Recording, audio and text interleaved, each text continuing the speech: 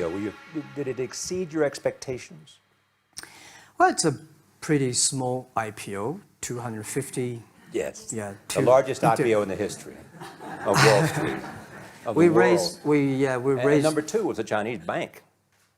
Thank you. I remember year 2001, we went to raise some 5 million, 3 million venture capitalist dollars in the USA and got rejected. And I say we come back raising a little bit more. But I think, what we think more about is for $25 billion, how we can spend the money efficiently, because this is not the money, this is the trust from the world, the trust from those people. They want to do better jobs to help more people. They want to have a good return. So I think gives me more pressure because when our market cap is bigger than IBM, for a certain day we're bigger than Walmart. We're one of the top 10, 15 largest market cap company in the world. I told my team and myself, is that true? We're not that good. Because years ago, people say, Alibaba model is terrible. Does not make money, have this and that, all the big bad things, because Amazon is better, eBay is better, Google is better, and there's no such model like Alibaba in the USA. So I told myself and people, we were better than people thought. But today, when we are that big size, I said, no, we are not that good as people thought. We're just a company 15 years old.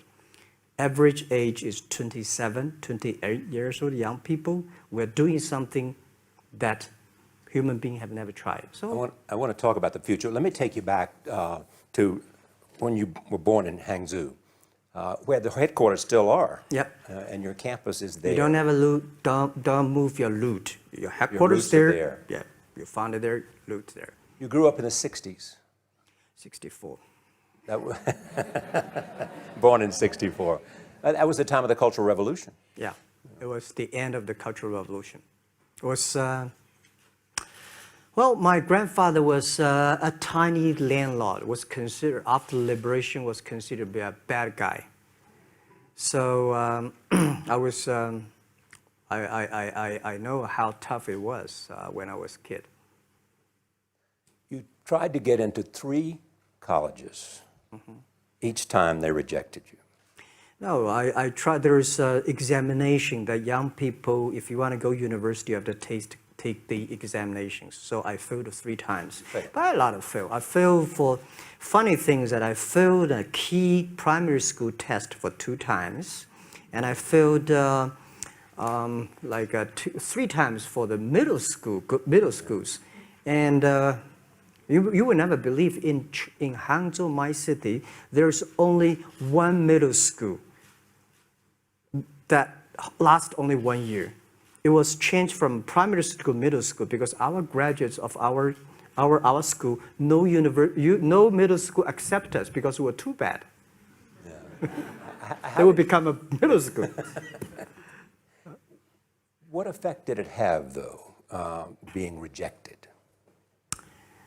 Well, I think we have to get used to it. We're not that good. Even today, we still have a lot of people reject us. I think when I graduate from universities, and before I, for 3 years, I tried to fill in the universities. So I applied jobs for 30 times, got rejected. I went for a police, they said, no, you're not good. I went to even the KFC. When KFC came to China, come to my city, 24 people went for the job. 23 people were accepted. I was the only one guy. And we went for police. 5 people, 4 of them accepted. I was the only guy that I received it. So to me, being turned down, rejected. Oh, by the way, I told you that I applied for Harvard for 10 times, rejected. I know I'll be rejected. I just don't want to say that. Yeah, sorry now. 10 times you wrote them and said, I'd like to come to Harvard. Yeah. And then I told myself, someday I should go teach there, baby. I think that can be arranged. Richard Nixon came to Hangzhou, Yeah, and after that, tourists flooded the place. yeah, And that's how you learned English. yeah. I really like I don't know why, at 12, 13 years old, at the time I suddenly fell in love into the language, the English. And there's no place you can learn English at that time. There's no books, English books. So I went to the Hangzhou Hotel, now called Hangzhou Shangri-La Hotel, because that was the hotel can receive the foreign visitors. So every morning for 9 years, I showed them around as a free guide, and they taught me English. And I think that changed me. Today, I'm 100% made in China. I've never got a one-day train outside China. Yeah. And when people talk to me, say, Jack, how can you speak English like that? Why sometimes you talk like an Western guys? I think that was the 9 years.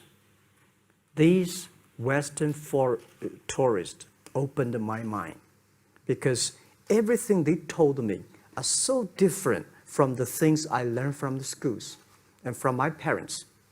So now I have a habit. Whatever I see, whatever I read, I use my mind. Think about for 2 And minutes. is that how Ma Jun became Jack Ma? Actually, Jack, the name was given by a lady in tennis. She's a tourist. She came here and she said, came to Hangzhou. We become a pen friends. Ma Ring is so difficult to pronounce. So she said, do you have an English name? I said, don't. So can you give me an English name? She said, okay. She said, my father called it Jack. My husband called Jack. What do you think about Jack? I said, good. So I've been using that for that many years. First visit to America in 1995? 1995, yeah. I come here for a project helping the local government to building up a highway. And you tried the internet. I tried the internet in Seattle, and in a building called the U.S. Bank. I don't know whether the U.S. Bank is still there or not, but it's a building. And my friend opened a small office, which is like only 10% bigger than this room. And there are a lot of computers in there. And he said, Jack, this is internet. I asked, what is internet? He said, search whatever you want. At that time, they used Mosaic, very slow, right? Yeah. And I said, I don't use it. I don't want to type because computer is so expensive in China. If I destroy it, yes, I cannot pay. He said, just to search it. So I searched the first word, beer. I don't know why, because it's easy to spell, baby. And I see beers from Germany, beers from USA, beers from Japan, but there's no beer from China. And I say, okay, type the second word is China. No data. Nothing. Nothing. And I said, 1995. 1995, no data about China. So I talked to my friend, why not make something about China? So we made a small, very ugly looking page called China. It's something like I did a translation agency, we listed on there. It was so shocking. We launched at 9:40 in the morning. 12:30, I got a phone call from my friend. He said, Jack, you got 5 emails. I said, what is email? And they say, these are the things. So people so excited. Where are you? This is the first time I see a Chinese website on that. How can we can we do something together? So I think this is something interesting. So we should do it.